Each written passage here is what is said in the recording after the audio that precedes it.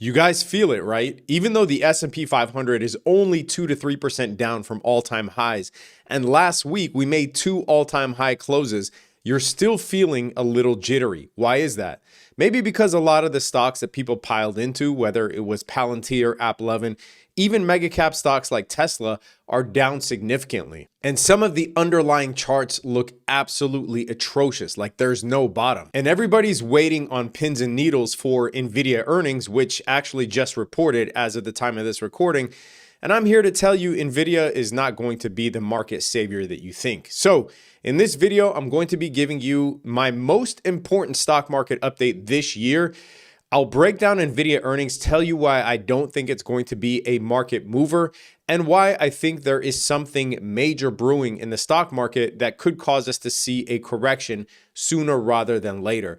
And most importantly, I'm not just here to pontificate. I'm going to be giving you an action plan, steps that I've taken, steps that I've told our traders in the Trading and Investing Academy to look at as well. But a lot of this stuff should not be a surprise to you if you've been following this channel. I told you February was going to be extremely volatile, and it's definitely living up to its reputation, especially in the second half. So let's start off with my correction thesis, and then I'll be giving you an update on some of the stocks that we've been tracking all year. And lastly, I'll end with some action items, trades, investment ideas, etc. Let's get right into it. So as I said, the S&P is down 3% from all-time highs, sitting on the 100-day moving average. That's not really the issue here. This looks like a typical pullback. So aside from this very basic and fundamental chart, what are some signs that we see that lead to the start of corrections that are happening now? Well, for one, the market is clearly risk off. There was an appetite for risk on assets. The market currently is just having none of it. So if you look at stocks like Palantir, for instance, yes, we did expect a pullback at some point, but it's the rate of these pullbacks that is causing us to believe that the market is actually risk off. It's down 30% in 3 days. App11 was down 40% in a week. And if you've been following this channel, you know that 275 was my target on Tesla. We are now at 291. Tesla is bleeding out here, currently heading for that 275 level. And if you follow me on X, by the way, for free trading and finance content, follow me on X. I sent out this thesis on Bitcoin when it was at 100K, saying that it is likely to drop to that 70 to 80K level. Now, at the time, it was purely based off of technicals and what I know about Bitcoin. I've been trading Bitcoin since 2017, but Bitcoin is considered a risk on asset. And you can see clearly that the market is just not having it, as I said. Secondly, let's look at some important data. So the put call ratio here is at historic lows. Now, why is this important? Well, you guys know when there are a ton of shorts in the market, what tends to happen? We tend to see short squeezes as the market starts covering these shorts, price starts going up, right? The same is true when the put call ratio is significantly down at historic lows. It means that there are barely any puts in the market. There are more calls than puts if this ratio is below 1. So the opposite of a short squeeze is a long squeeze, meaning that we tend to see price start to drop. And instead of covering of shorts, you will see covering of longs. And the more that market makers or market participants, cover longs, the more price starts to drop. And then you will start to see the put call ratio rally until the put call ratio gets so high. And this usually happens at market bottoms, as you see here. And then the reverse happens. So right now, the S&P 500 has rallied to all-time highs, making all-time high close after close, while the put call ratio has declined to historic levels. And when you get that type of divergence, then there's an opportunity for a long squeeze if it starts unwinding. All right, more data. And this is all proprietary based on my research here. But when I took a look at the SOX, this is the semiconductor ETF. And if you take a look at the major holdings, here are the top holdings: Broadcom, NVIDIA, Qualcomm, Texas Instruments, AMD, so on and so forth. But this right here, the reason that it's important is because this is the culprit for the 2-year bull market, back-to-back 20+% bull market that we've had in the S&P 500, right? It's all based on AI infrastructure, meaning chips and chip infrastructure, right? Servers, chips, chip materials, etc. But if you take a look at this pattern here, this is on the weekly chart. You can see that we saw this in the 2021 bull market, where we started to consolidate, we put in an all-time high, and then we consolidated some more, right? Very similar pattern here. Started to consolidate, we put in an all-time high in July of 2024, and for 7 months, we've been in this consolidation period, which is going to lead to a very violent move in chips, in my opinion. Now, typically from these patterns, the move, unfortunately, is a move down. And if AI and the chip sector is what is going to lead the market down, then the rest of the market will follow, because they have these companies, this sector has literally been pulling the market up for 2 years straight. Now, when this type of unwinding happens, you tend to revert to near the previous all-time high. So this would put us at around 185, 180 to 185 on SOXX if it starts unwinding. And if we look at the daily chart on SOXX, I'm just going to call it SOX, even though it's funny. But if we look at the daily chart on SOX, you can see here that when we are below all of the major moving averages, 50, 100, and 200, for this long, right, when it starts consolidating here and it's struggling to even get above the 50, this is what tends to lead us down a path of correcting. In this case, in 2022's case, it was a bear market. And a very similar thing is happening here. Now, there is a similar pattern on Microsoft. Why Microsoft? No reason. It's just based on data that I was looking at. If you look at Microsoft, Microsoft is a stalwart of a company, right? It's one of the most consistent companies in stock market history now.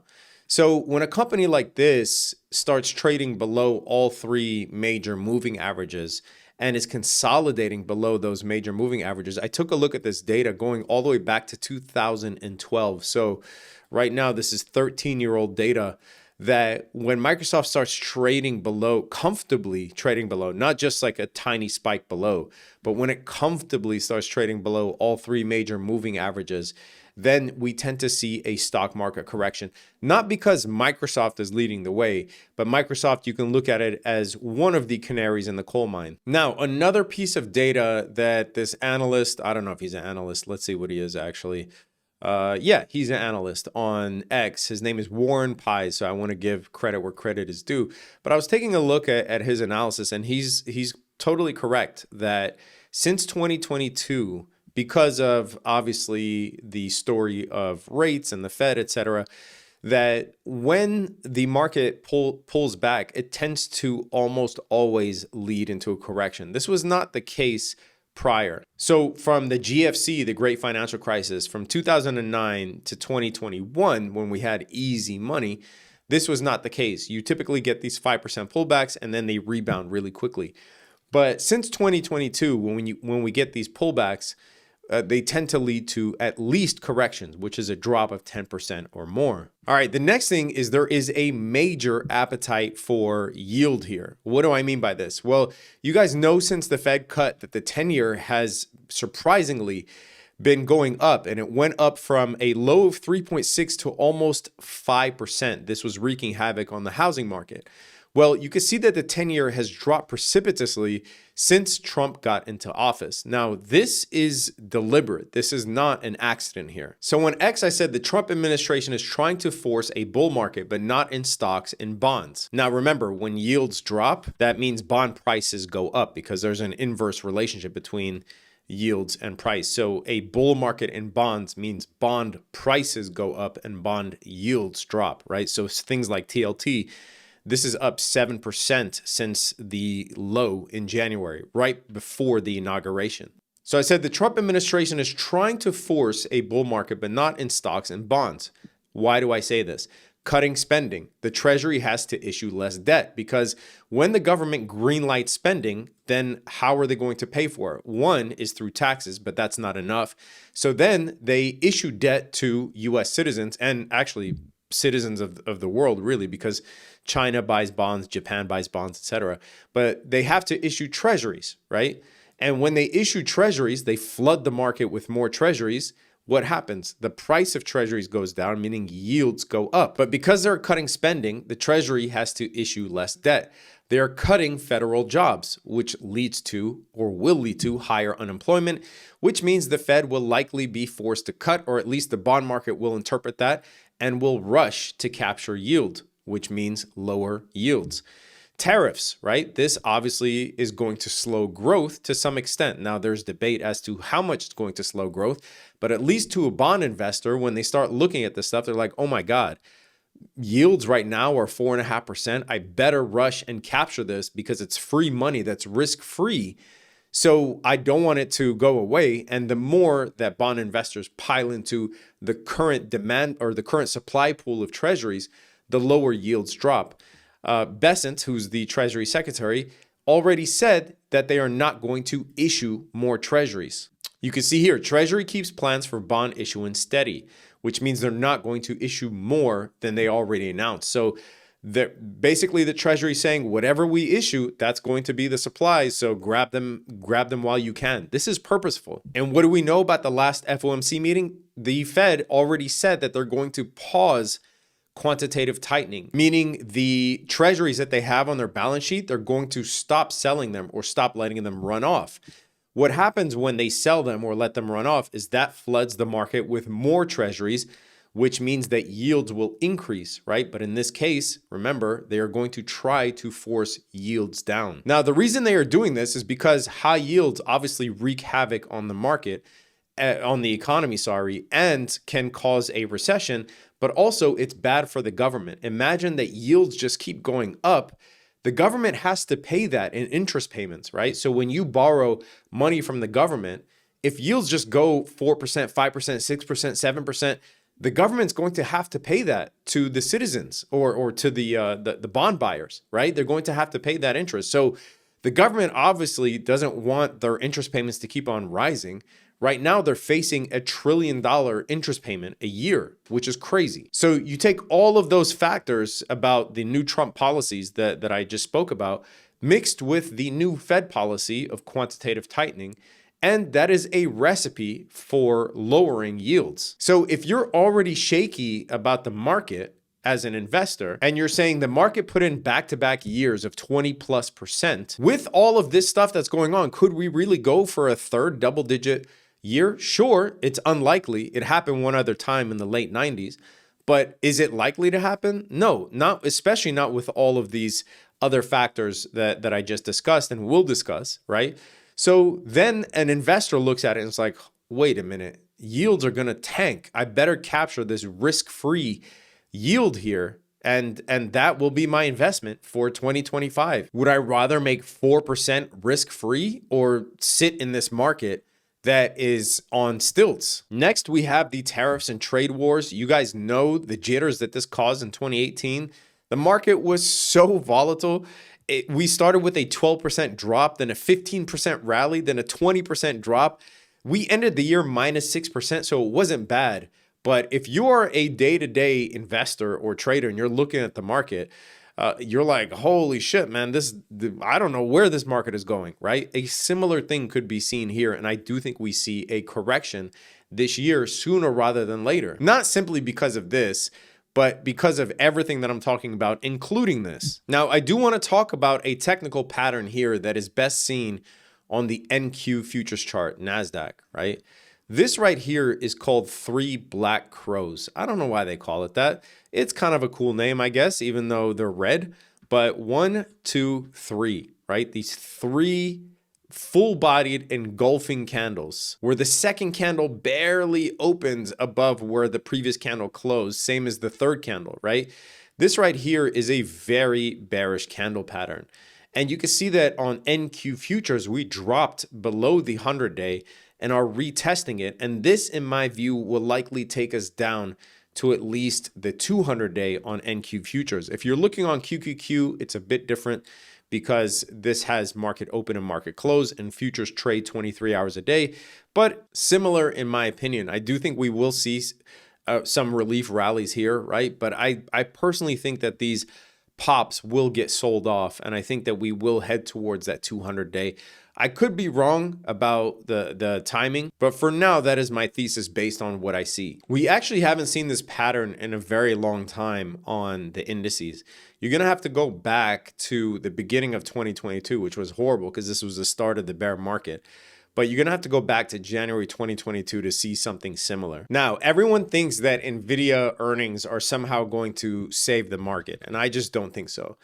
NVIDIA, like I said, is going to beat earnings. Everyone and their mom knows this. But I think guidance will be a lose-lose situation in the short term for NVIDIA, right? Because it's going to be one of two things. Either they're going to miss guidance by a hair, which will cause havoc in the market. I think that is not very likely.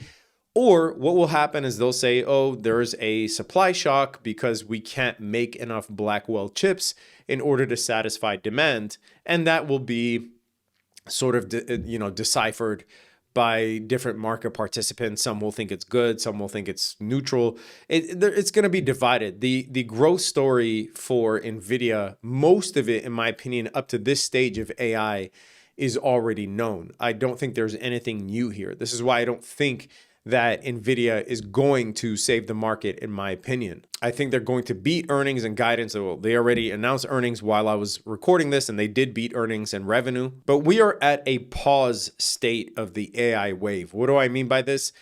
All I mean by this is that companies, we know the hyperscalers, right? The Googles, the Microsofts, the Amazons, they're spending massive amounts on NVIDIA chips and on infrastructure. But they're not seeing a revenue yet because they're now needing to go through the build out stage, building applications on top, proving to the market that they can make money from AI. That is the next phase. Once they prove to the market that there's an ROI, a significant ROI from AI, then AI spend will grow once again into new applications, new reasons to buy more NVIDIA chips, and that will kick off the next wave of the AI boom, right? AI is not a bubble in the sense that like tulips are a bubble.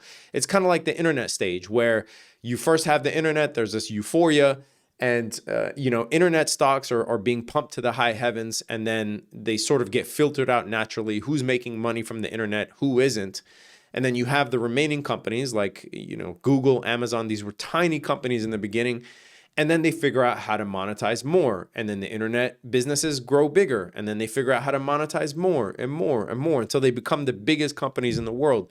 So I think that's what's going to happen to AI is right now it's at a pause. Everything that we know about AI is priced in. Now, can you make money from it?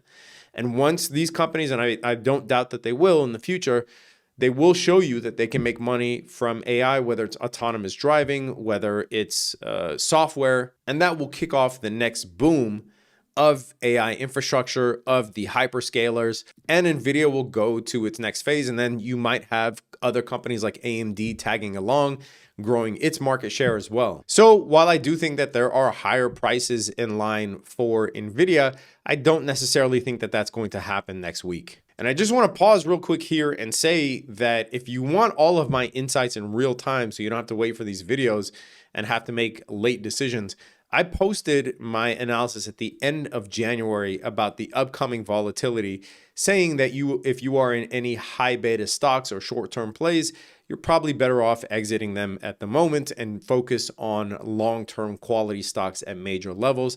And obviously, in terms of quality stocks at major levels, whether it's Tesla at 279 or whether it's Google at the 200-day moving average, I put all of my plays here for everybody in real time. If all you're interested in is long-term plays, make sure that you sign up below. It's at a discounted rate. I kept it respectable for you guys at $35 a month. Obviously, if you want to trade with me live every day and you're interested in options and swings and whatnot, that option is there as well at the regular price. But if all you're interested in is long-term plays and long-term analysis like this in real time, $35 a month will get you that. Link is in the description. Let's move along. It is here on this channel that you guys know that my interim target for Tesla was at 275, and we are hitting that level once again, while everybody online is calling a bottom at 375, no 350, no 320. I told you that do not be surprised if Tesla gets to that 270 to 275 level. Tesla is suffering from Q1, Q2 sluggishness, as it always does. This is nothing new. In 2022, we bottomed in May. In 2023, we bottomed in April. In 2024, we bottomed in April. And this will likely be the case here before whatever robotaxi magic we hear about in the summer. I think this is a good dollar cost average position here. I would not buy options on Tesla here just yet. So my next buy points on Tesla would be 275, followed by this gap fill here at 250, and maybe this gap fill here at 220. You guys can laugh now, but were you laughing when I said NVIDIA would likely hit 275 when it was above 350? Yeah, some of you were actually laughing, but you've come to learn that analysis is just analysis. I'm not trying to clown around here. The advanced money destroyer that is AMD, I gave you this level as well. Check the previous videos. I told you that this right here, we don't even need the moving averages because AMD is such a piece of shit. But this fair value gap here on the daily, I told you that we were likely coming to this level and that we would reject off this trend line. I put my money where my mouth is. I even gave you guys this play on the last few videos, but closed out my NVIDIA short for 119% total. These were the runners. I was closing them along the way, but my final close was 119%. Apple, I sent out this short here in the Discord. It got to this gap here in the golden pocket, taking out these equal highs that you see here. And once it hit that level, I was comfortable opening up a short. I bought the 245 puts, closed these out for almost 62% today. Just giving you an update on some of the plays that I mentioned in the videos where I sent out the real-time play in the Discord. For NVIDIA earnings, as I said, that NVIDIA doesn't beat the expected move most of the time. And I opened up an iron condor on 122 on the put side, 142 on the call side. So as long as it stays between 122 and 142, by the next day, we will likely close these out for almost 100%. As of the time of this recording, it's trading at 132.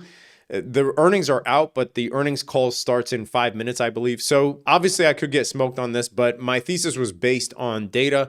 NVIDIA most of the time doesn't beat the expected move. And I feel that most everything is priced in unless Jensen Huang says something that's completely unfamiliar to us. I think he's going to be on CNBC later as well in order to talk up earnings or maybe, I don't know, what's new on the horizon. We'll see. And finally, what plays can you leverage here? What should you do? What are some investment ideas here? Here's the long and short of it. As I told the group at the end of January, if you're in short-term plays, high beta stocks like AppLovin and Palantir, you want to take profit. These are usually the first casualties of corrections. Secondly, these aren't the stocks that you rush back into. So the first to go, the first casualty of corrections are risk on stocks. They are not usually the first to recover. What you want to do for 2025 is you want to build a quality portfolio full of depreciated assets. And lucky for you, this is an opportunity that you're not going to get too often. Many of the mega cap stocks have pulled back to depreciated levels. Let's take a look. So Google right now is at the 200-week moving average. This is something that doesn't often happen. In 2024, we hit this level twice. In 2021, we've never hit this level. And if you look at Google's history, minus the 2008 financial crisis, this is typically a level that you want to buy Google at. Now, if we end up hitting a bear market, right, like we did in 2022, then yes, everything is going to trade below its 200-week moving average. But regardless, it is still a depreciated price for a quality mega cap company. If you look at Amazon, Amazon's currently trading at the 100-day moving average. I personally think that it actually might go lower than this. It's seeing a relief rally now, but I personally think Amazon could drop. Microsoft, like I said, completely distressed here. I think picking up Microsoft at 400 is just fine in terms of a dollar cost average, but I do think that it can drop further as well. I personally am a big believer in picking your spots here, not just buying ticker symbols left and right. What people tend to do is they end up buying too often in these situations because they think that stocks can't go down a lot more than where they're currently at, and for sure they can. Right? But I want you to diversify your holdings a bit, still trade quality stocks. So, you know, we bought ASML in the low 600s. The other day, not the other day, is now 2 weeks ago, I bought Hershey's when it was trading at 153, a stock that I never thought I would own, but I did my due diligence on it. You guys know we picked up Uber when it was trading at around 59. Costco in the low 900s was a big winner for us as well. You want to pick your spots here. Yes, eventually there will be room for hyper growth companies. And again, this is just my opinion and my investing style, but I've been around the markets for a long time and I've seen the bad habits that people make. they'll buy the Palantirs at very high valuations, right? Like there's someone out there that paid $120 for Palantir. They're going to be in a world of hurt for a very long time. But these aren't the companies that I would rush back to. I would take my time, Google how to evaluate a company, or join our Discord if you want some guidance on that. We do an investing call once a month for the lower tiered investing group. Obviously, I go live every single day for the trading group, but Google how to evaluate a company. Basically, you want to look whether a company is growing its cash flows, right? Cash flow positive and growing its cash flows. Whether a company's net income is growing, obviously revenues, whether its margins are growing, whether its EBITDA is growing, and what is its valuation? Is the price to sales high relative to the industry and relative to the stock itself? Is the price earnings ratio high relative to the stock itself and the industry? All of this information is online if you search for it. And if you don't know what to do, just go to TradingView, pull up simple moving averages, and you can dollar cost average in the indices at these major moving averages, the 100-day, the 200-day. You can even add the 300-day if you want. Just take your time and you could dollar cost average at those levels for the long term. And if we hit a bear market and you're dollar cost averaging at these lows, then you'll be fine quicker than most of your friends who aren't dollar cost averaging. And I've been talking your guys' ear off about bonds. You guys heard my spiel about yields the other day. But like I said, I think bonds will be the best performing asset of 2025. Already since the inauguration, bonds are up, TLT's up 8%, right? If I told you that the S&P 500 would yield 8% this year, you would be really happy considering what the market tenor is currently about the S&P 500. We are back above the 100-day moving average. If we get above the 200-day moving average, I think TLT continues on until it gets back to $100, which is basically where it was when the Fed started cutting rates. This is the first time that the 10-year has been higher, not lower, 100 days after the Fed cut rates. So I do expect for the rest of 2025 for bonds to continue climbing back up. Now, people don't really understand bonds, but TLT is basically like investing in 20-year treasuries plus. However, you're doing it in stock form. So instead of buying the treasury, you're just buying the ETF. So in this case, I'm already up 8% on the year, but also it does pay a dividend, which is similar to what your coupon would be if you bought the treasury. So it will pay like a 4% dividend at the end of the year on top of that. TLT actually pays a dividend monthly, but it amounts to 4 point, whatever the current yields are, 4 point something percent annualized. And lastly, you guys know what I say about the VIX. You guys would have been balling with the VIX. It seems like 14 to 15 is the current base for the VIX. And when it gets down to that level, you could buy at the money calls that expire in 2 weeks out. And you will print money as long as volatility is here to stay. At some point, that won't be the case. But for now, it's a surefire bet. If you got anything out of this video, leave it a big fat thumbs up. Leave me any questions that you have below. I try to respond to every question below. If you agree with me, I would love to hear from you. Do you think we're going to likely hit a correction soon? If you disagree with me, I would love to hear from you as well. Would love to know, what are you buying? What do you think is a quality stock? Leave that in the comments below as well. If you want all of my insights in real time, you know where to find me. Link is in the description below. Subscribe to the channel, hit that notification bell. Stay safe out there, traders. Peace.